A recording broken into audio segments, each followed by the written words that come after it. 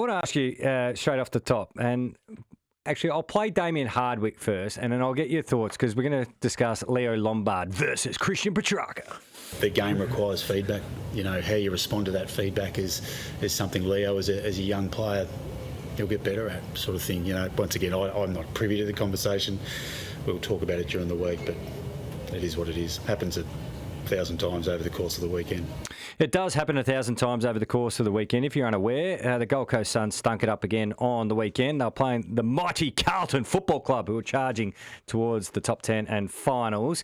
Leo Lombardi went through a contest at the same time Christian Petracca. He got the footy, went down, got caught holding the ball. Christian Petracca, not once, not twice, but 3 times, gave him an absolute roast. And Lombard had enough and told him to get nicked, which came through nice and clear on all the coverage, which led to the discussion of senior players roasting not so senior players. Your thoughts on that, Doc?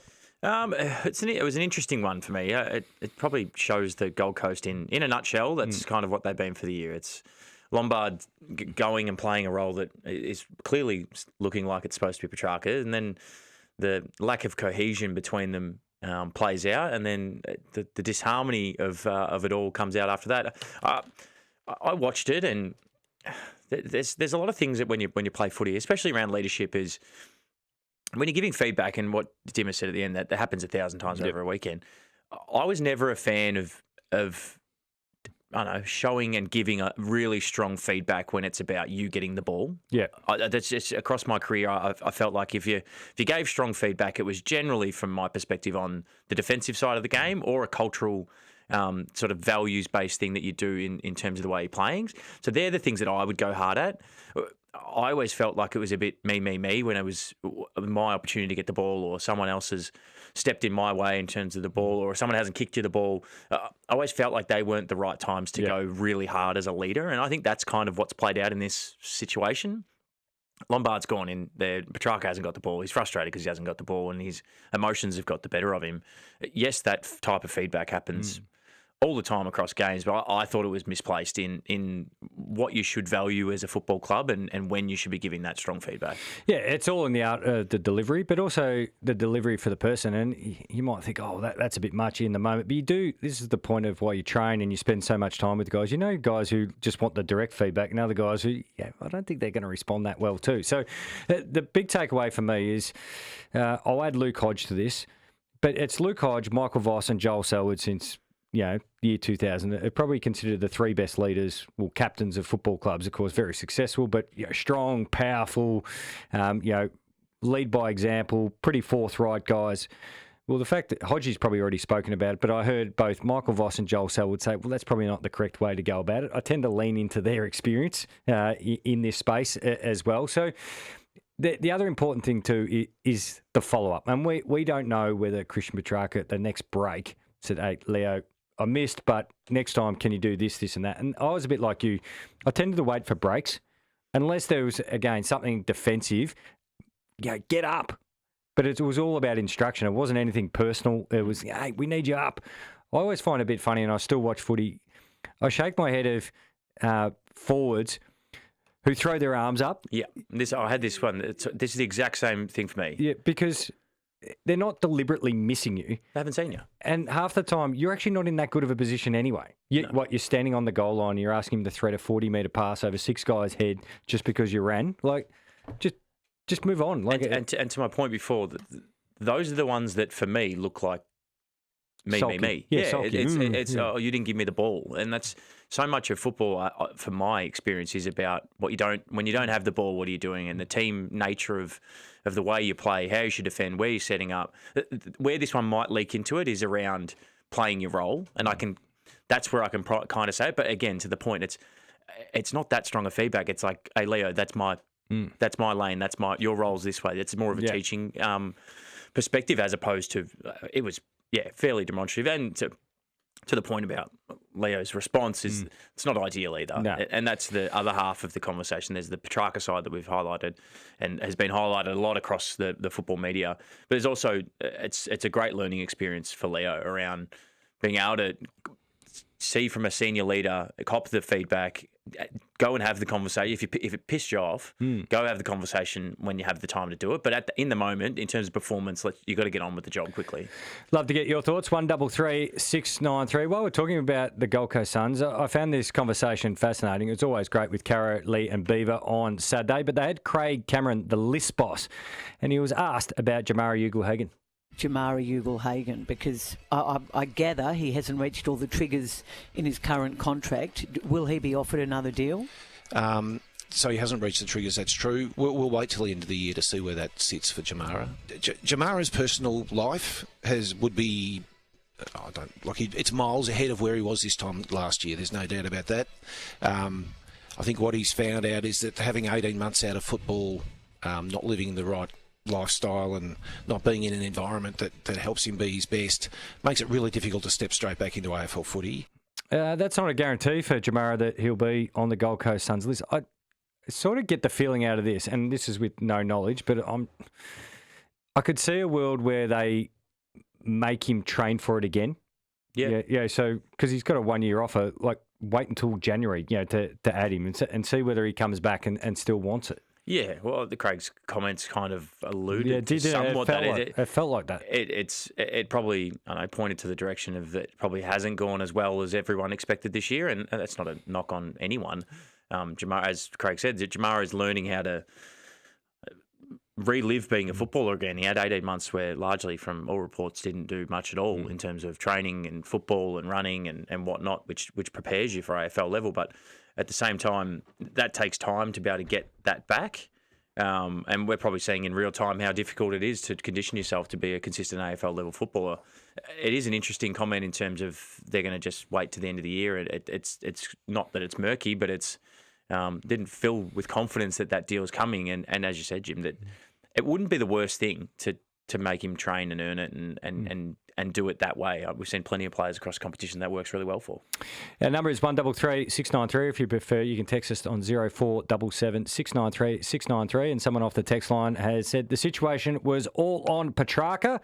Well, speaking of Christian Petracca, he has released a statement. It's unusual releasing a statement after just an on-field byplay with your teammate. Christian Petracca on the incident with Leo Lombard, and this is in the Herald Sun, just been released. I think for me, reflecting on that moment, I was probably a bit too passionate with my feedback, Christian told the Herald Sun. Obviously, it was the fourth quarter, the heat of the moment, and we were losing at the time. I should have said it in a more constructive way. That can be difficult during the game, but I've got nothing but love for Leo. He's like a little brother to me. He's an amazing player. It's only his second year, but I think all of us hold each other to really high standards across the team. He's incredibly competitive and obviously passionate too, but we all learn to accept and give feedback, and that's something as a leader I need to keep improving. That seems case closed to me, doesn't it? Yeah, we can wrap that one up in a bow. Yep, done. Put it. Greg Swan, he was doing the tour of the media rounds, and he will be on 3AW this week as well. Shorter quarters.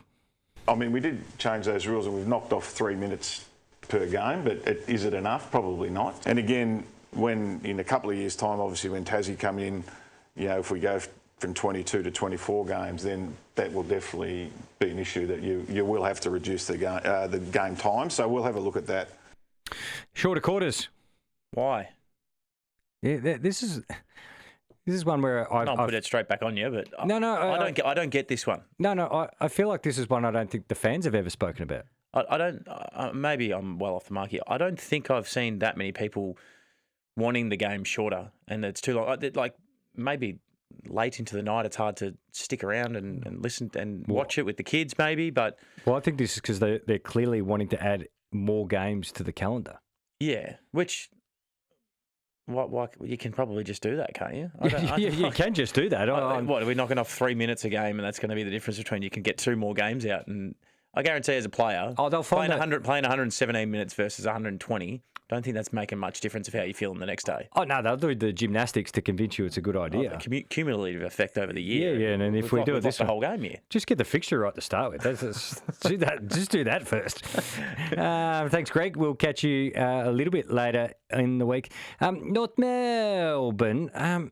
It's fascinating. So you and I both have been very pro North Melbourne. I had someone put it to me, if a team in a rebuild after 4 years had won about 13 to 15 games, would that be acceptable? But it feels like North Melbourne have still made inroads, but not as much as some others have thought. What do you think? Because Alistair Clarkson keeps talking about we're getting ourselves in these situations now and we're just not executing it, yeah. Which they were never in previously. So it's sort of, well, should they be better? Are they about right? Well, I think, again, this is probably going over similar ground we've spoken about, but they've taken a step forward. And I know that's frustrating for North Melbourne fans, and maybe the start of the year when they won, I think they were 4-1 or something along those lines. There was probably a rhetoric around, this is the year that they're going to, and then from then on, it's kind of seemed like a bit of a failure because we've got their hopes up. The hopes up about playing finals. Their fixture played into and that's the narrative that kind of took off. And then since then, it seems like they've gone backwards because they haven't won as many games. That, as we've said for the whole year, they're better than the bottom four. They've beaten the bottom four, and they're in terms of results. But they just can't get a scalp of a team that's higher than them, and that's been the biggest issue for them all year. As Clarko's probably alluded to, they've been in the games, but they haven't been able to execute, and that's part of the lesson. And I don't know. I'm probably more on the. I'm not saying it's a successful year, but I don't think it's been a failure for them. No. I think they've taken the first step forward. There's probably more eyes on this preseason and next season to take that bigger step, because now you've been in games, you've won. You feel like you've got the list, developments there. Next year, for me, is in terms of expectations of where North, they should be playing finals next year. There's all sorts of stats, 0-37 against the top four, 0-49 against the teams that they've got in the run home. They did beat, one thing that people don't ignore, now that they're out of the top 8, they beat the Gold Coast when they were in the top 4 at that time. David's a smart man. He's given us a call. Good evening, David. Yeah, thank you. Just in relation to North Melbourne's progress, I'm sure they are progressing, but the reality is that a lot of teams above them or around them are also improving. True. So you're one step forward, but the opposition is also one step forward. So it's hard to be able to make an improvement in terms of the position on the ladder when other teams are also improving. No, that's a great point you raised, Davin. The other thing too is often reference of a young side. Yes, they've got plenty of young talent, but I think their average age was about 25.9, which puts them towards the top end. Now, I know Darling, Parker and Daniel jacked that up quickly, but they're not as young as you think. And there's probably, and we didn't speak about this before, but I think they're one of the teams that I'm really interested to see what they do with their list at the end of the year, because I think they've got some really key gaps in their list that really hurt them across their performance, and their backline is one, but a big key defender that can support that backline and help them in that contest is one huge piece that they need to go and find, and how they get that done for me is a really interesting point, because if they roll in with the same backline that they do at the moment, then I think it'll be a step backwards in terms of their... Yeah, got to be bold and brave and make a big decision. Like, are they willing to give up someone who they've taken highly in the draft to get someone in that key... Because you've got to give up something to get something. Have you got surplus needs in their midfield or as halfbacks? They've got a lot of players that play those roles that they've invested in drafting. They've invested in a lot of midfielders across the years, but are you better served getting one of those guys out and getting a key defender that can help your back line? That's what I'd be looking at if I'm in the list management space for them. Whether they do it or not, I've got no idea. What's your favourite moment or performance from the weekend, Doc? Jack Gunston. Oh, yes. Just 7 goals. I know it was against Essendon, and I know that Essendon aren't going the best, but kicks his 600th goal. 3 years ago, he was almost on the scrap heap, so to speak. He went to Brisbane, didn't work out as well as he would have liked up there. Comes back to Hawthorn, largely you'd think is kind of, I don't know, coming for the retirement tour, or maybe one year and helping some younger guys. And then all of a sudden, I think I saw today, he's hit 100 goals in the last 30 games, which is just crazy stuff for someone of his age and where he's at his career to go as well as he has. That's just... the favourite moment on the weekend is the 600th goal, but just his story in the back line is unbelievable. Yeah, and just watching the craft. It's just football smarts, IQ through the roof. Mine is not a person, it's a team. What Collingwood did on Thursday night, again, going over to the Adelaide Oval, Crows red hot favourites, 50,000 Adelaide supporters. Yes, there was a lot of tension in the game, and leading up to the game, and of course we know all the booing incident, but it actually has taken away a bit of how impressive Collingwood's performance was. 27 points down and then just kept steamrolling them. If that game went for another quarter, that margin would have kept being extended. Yeah, and they're going. I'd say this a lot. They're going as well as anyone at the moment. Their defense, and you've got to give props to Craig McRae. There's one part that their defense all year has been really, really strong. Their offense has been the thing that you've been questioning about how do they find it, and that's starting to look a lot better. But they're just so well coached. How many players have they had come in that's just young guys that, media and every other opposition fan is like, who's that? And what? Ed Allen in the last quarter just turns into a match winner. Like, Yeah, where did that one come from? Well, that's what jumped out to me. Ed Allen's been doing some great things since he's come into the side, but that last quarter looked like a guy who went, I'm not a young player, I'm a player who can impact the game. The way he kept putting himself into the moment. Yeah, absolutely. And then you go down the other end, Charlie Dean's playing great footy. He's playing a perfect role down there. They've lost Schultz, they lost Jamie Elliott. You'd think that their forward line would be getting worse. They're just plugging players in there and they're playing their role perfectly, which that's what speaks to the system in behind. So the way that they play their footy, the way they set the ground up, there's specific roles they play and they have great knowledge in how to do that. So then when someone goes out, someone goes in, plays that exact same role, and the system doesn't get impacted too much. And I've been so impressed in the way they're going about it. And to go over, as you said, to go over to Adelaide, beat Adelaide in Adelaide, who have been in hot form and one of my more favoured teams for the year. I couldn't have been more impressed with them. And then, side note to it, Nick Dacos is just absurd. Stupid good. It's absurd. Hey, how far can the Pies go? Are they part of that top group, or are they just sort of that rung below at the moment? Well, for me, they're just that rung below, and that's probably purely based off, can their forward line get it done when push comes to shove with the best teams in the competition? Can they get it done in those moments? I think defensively they're always going to be in the game, and I've spoken about this. They're a team I would not want to go anywhere near in September.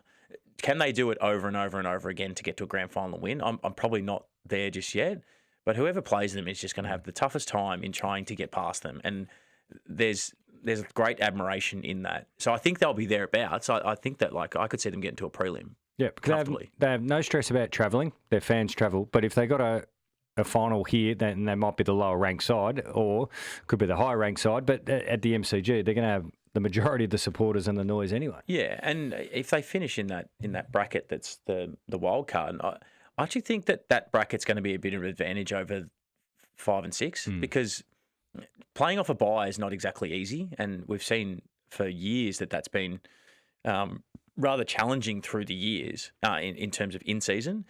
So 5 and 6 are going to have to play off that bye versus a team that's humming and going through, riding confidence, just won a final. That's an interesting little matchup for me. I wouldn't want to be the 5 and 6 coming up against a rampaging Collingwood who's in great form, rolled the back half of the year in really good form, and then coming into a big final. You want to get this book. It's What It Takes, and it's a great photo of my co-host here, Sam Docherty. Thanks for the gift, first and foremost. Mate.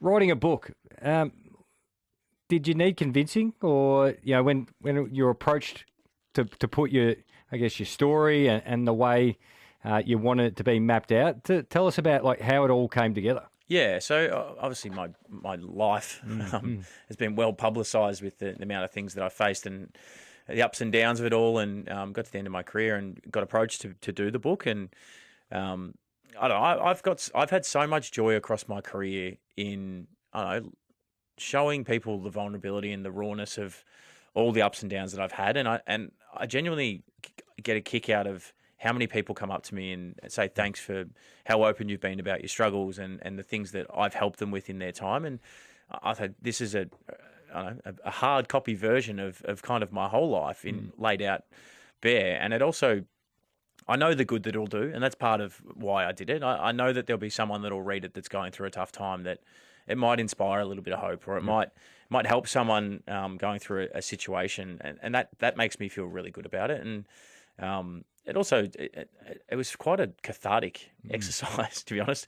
I finished my footy a year ago, basically last week, and sat down with Conrad, and he helped me write the book, and it was hours and hours of catch-ups at pubs and in offices and online, and I just got to download my whole life on Conrad, and he did an amazing job of putting it into words, and he's a far better rider than I'll ever be. So it's he's done an awesome job in giving the context of everything that was around it and telling some of the stories that were in behind it, but also just the ups and downs that have been my life and my footy career. It's going to be an incredible read, and again, I'm very appreciative of you getting me a copy, and I still find it ridiculous, not only the knee injuries, but of course the cancer that you came back from, and then to actually play at an elite level, let alone just come back and be a fit and healthy young man that you still are, but then to compete at the highest level and achieve what you did. You should be incredibly proud, and I'll give you a book review. You can test me. You can put out 10 questions, and I'll pass it with flying colours. And so make sure you get a copy of it. It's Sam Docherty,